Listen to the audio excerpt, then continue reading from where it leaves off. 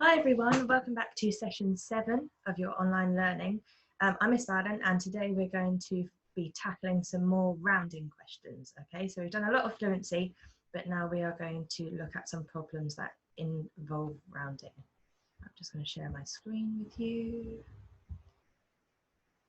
Okay, same as every other session, all you need is a pen or pencil, something to write with, and a sheet of paper.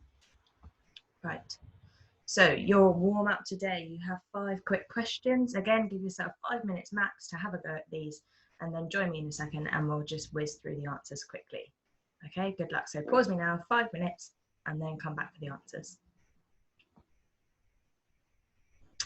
Right, so let's go through the answers.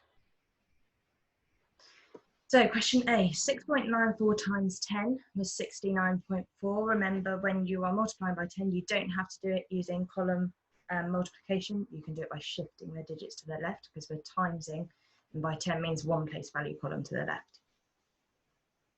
left. B, 374 times 7 is 2,618. C, 765 plus 700 is 1,465. D, 4 plus 9 plus 1 is 14. And E, we're just going to go through E together because we haven't done a division together yet. Okay, so 432 divided by 7. So I've chosen to use the bus stop method for this. And I'm going to use short division. So I put the 7 on the outside of the bus stop and the number I'm dividing, 432 inside. Okay, so the first thing I'm going to do is how many 7s can I get into 4? Okay, I can't get 7 into 4 because 1 times 7 is 7, so 4 is too small. So I've got nothing here. I'm going to put 0 here. But because I haven't used that 4 yet, I'm going to carry it over to my next digit. As you can see, I'm doing short division here, not long division. Okay, so 7's into 43. Okay, so I need to use my 7 times table number facts. Okay, so I'm going to count up in 7's.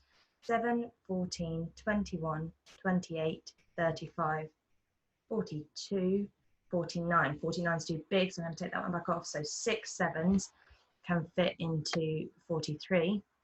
6 7s were 42, so 42, 43. I've got 1 left over, so I'm going to carry that over to my next digit. Okay, so now I need 7s into 12. So let's do the 7 times table again. 7, 14. Oh, 14 is too big, so I'm going to take that one back off. So I've got 1 7 in 12. With a remainder, so 1 7 is 7, 7, 8, 9, 10, 11, 12, with a remainder of 5, okay? So that's where you could have remainder 5, or if you're giving your remainder as a fraction, you put whatever you've got left over, so I've got 5 remainder, over the number you are dividing by. So in this question, it would be, the fraction would be 5 over 7, so 5 sevenths, okay? So that's why it could be 61 remainder 5, or 61 and 5 sevenths. Okay, so well done. If you've got those, give yourself a score out of 5. Hopefully by the end of the week, we'll have lots of 5s all around. Right, so today, we've got a couple of rounding questions to go through together, and then you've got some independent tasks again, like every other day. Okay, so the first one, Dev thinks of a whole number. Okay, so not a decimal. He multiplies it by 4. Okay, so I'm just underlining that important information as I go through. He rounds his answer to the nearest 10. The result is 50. Okay, so the answer is 50. Write all the possible numbers that Dev could have started with. Okay, so you may have seen questions similar to this where you've been given the answer and you need to work backwards to get the question. Okay, so it's very similar to this, but you have to add in an extra step because there's lots of different numbers that you could have started with. Well, a few.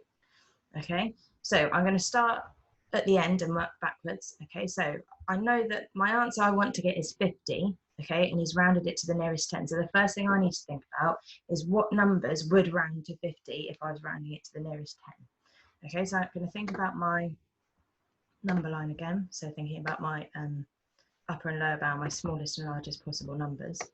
Okay, so I'm going to put 50 in the middle.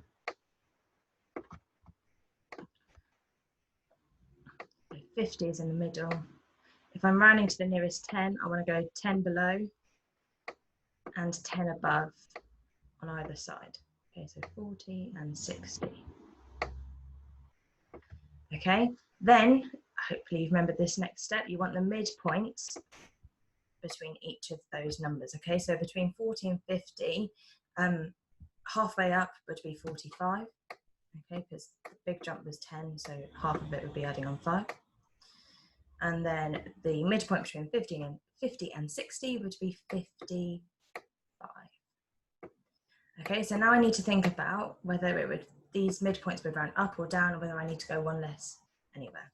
Okay, so 45, if I was rounding that to the nearest 10, so mark your place, so to the nearest 10, the 4-digit, mark your place, look next door, 5 or greater, add or more. Excellent, that would round up to 50, okay? So this is not our lowest possible number it could be. 55, so mark your place, look next door, 5 or greater, add 1 more. So 5, we'd round up, so that 5 would go to a 6. So we can't use 55, but we want 1 less than 55. So we could use, so 1 less than 55 would be here, 54. Okay, so that's the biggest possible number we could have had that would round to 50 to the nearest 10. Okay, so now I want to just list all my possible numbers it could be. So all the numbers are going to be between 45 and 54. Okay, and remember they're whole numbers, so we can't use any decimals. Okay, so we've got 45, 46, 47, oh, not 487, 48, 49, 50, 51, 52, 53 and 54. Remember, we're not using 55 because that would round up to 60. Okay, so these are all of our possible numbers we could have had that would round to 50 to the nearest 10. So now I want to go back another step. So he multiplies it by 4 and gets one of these answers.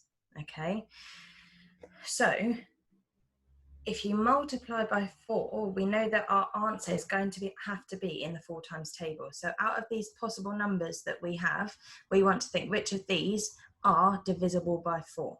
Okay, so automatically we can get rid of any odd number because odd numbers aren't in the 4 times table. So I'm just going to cross off our odd numbers in our possible options it could be.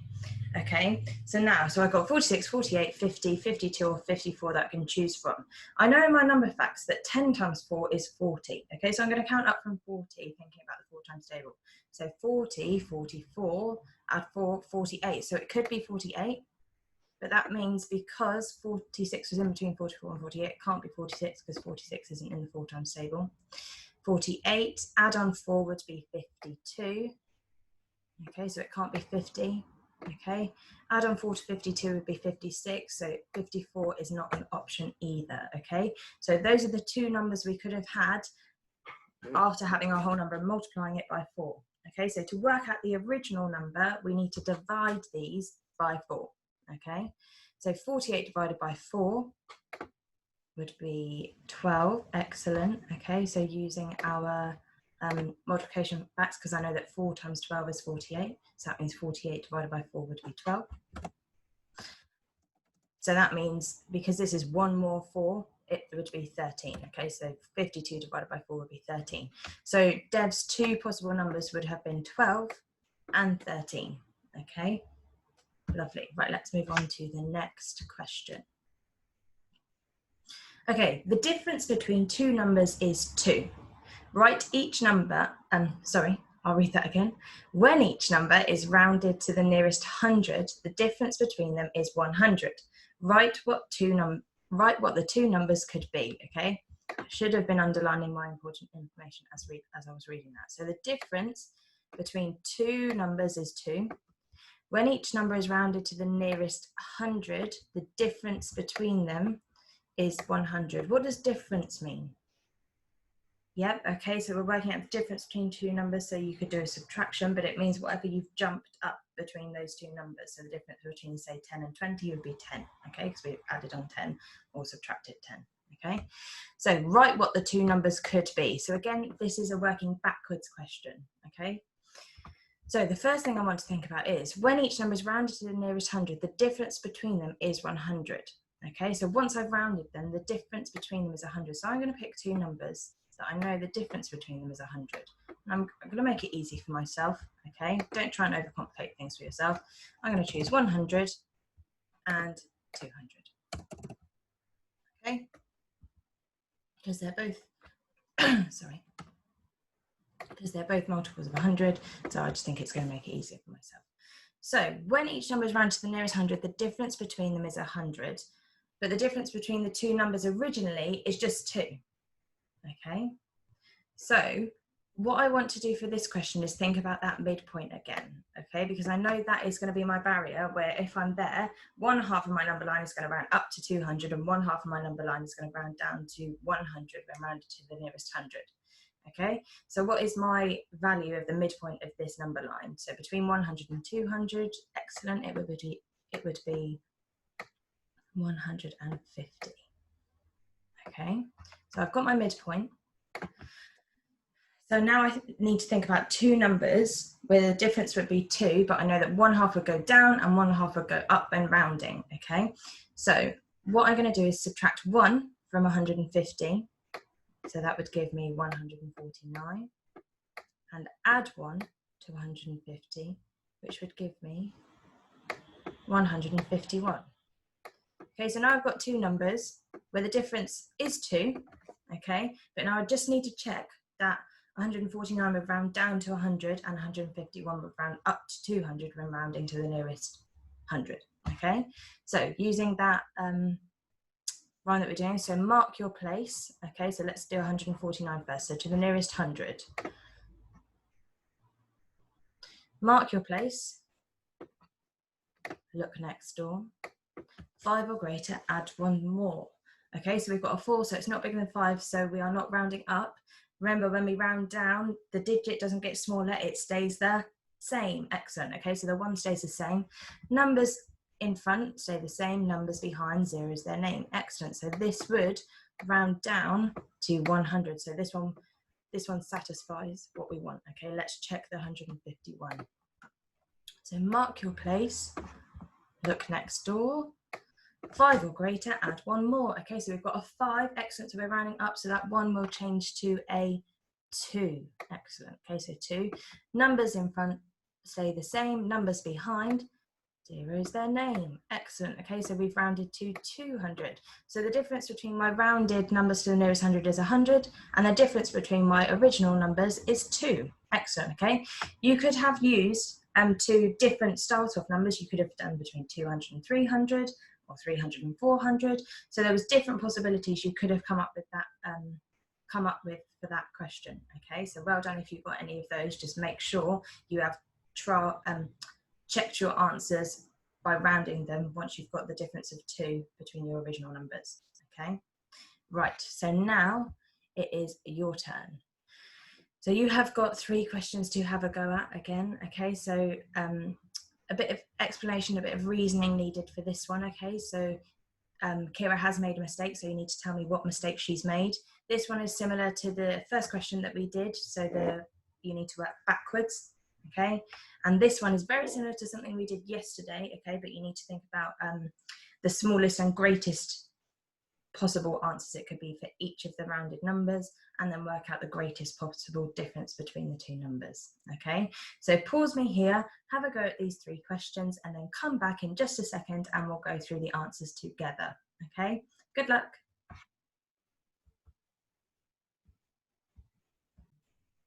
Okay, so are you ready for the answers?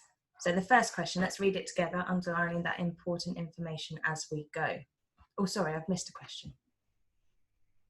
Let's do Kira first. So Kira rounded 2,215,678 to the nearest million and wrote 2,215,000. So that was her answer. Can you explain to Kira what mistake she has made? Okay, so I'm going to approach this as, I haven't got Kira's answer, okay, but I want to see what I would get if I was rounding to the nearest million. Okay, so let's take that original number. So using our step-by-step approach. Okay. Mark your place. So to the millions, we're circling the millions digit, 2 millions. Look next door. 5 or greater, add 1 more. Okay, so we've got 2, so it's not 5 or greater. So we are not rounding up, we are rounding down, which means the circled digit stays the same. Excellent. Okay, so that 2 is going to stay the same. So it's approximately equal to 2. So that's the millions digit. Numbers in front stay the same. We haven't got anything in front. Numbers behind 0 is their name. So we've got 1, 2, 3, 4, 5, 6 digits behind the 2. So we've got 6 zeros after.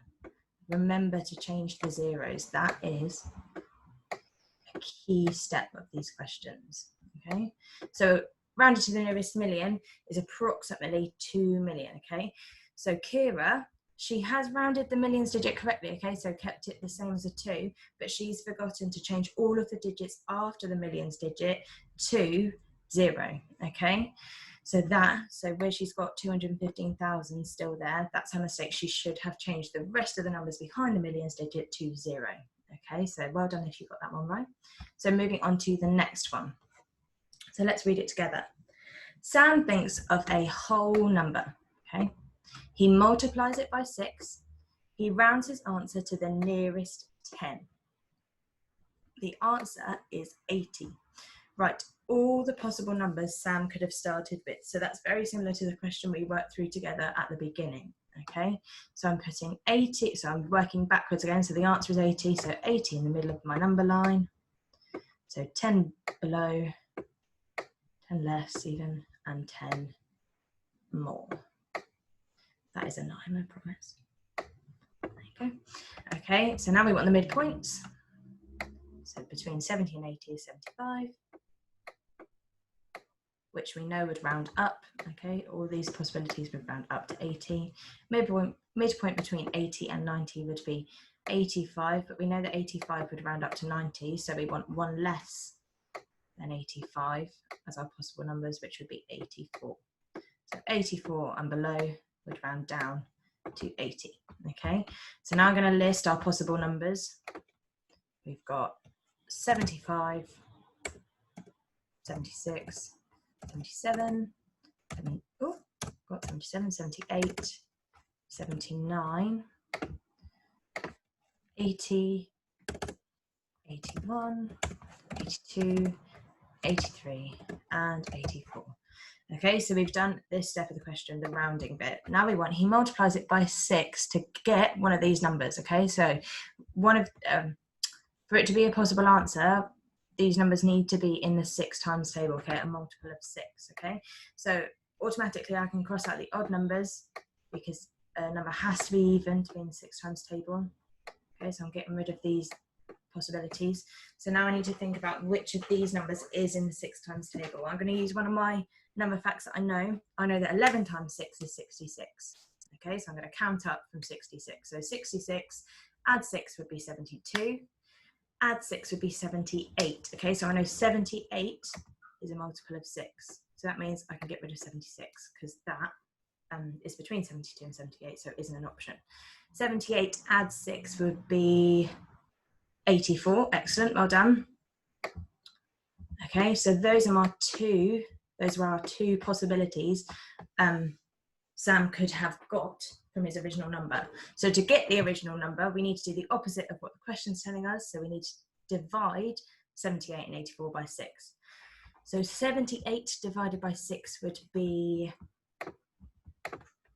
13. Well done if you got that one right. And 84 is 1 more 6. So 13 and 14 could have been your possible answers there. Okay, right. And then our last question. So my Mo says, my number is 1,350 when rounded to the nearest 10.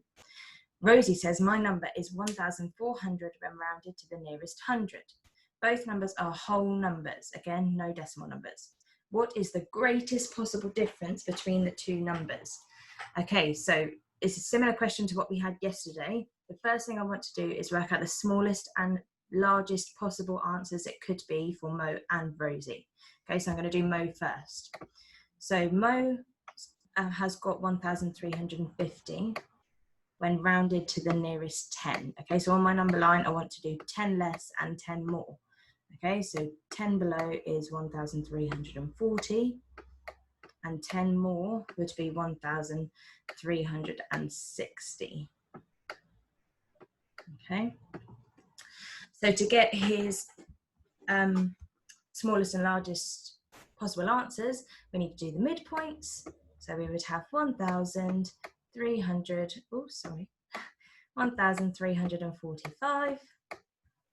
The midpoint here would be 1,355, but we know, okay, from doing this before, 1,355 would round up. So the largest possible answer it could be would be one less than that number, which would be 1,340. Sorry, not 40, 54.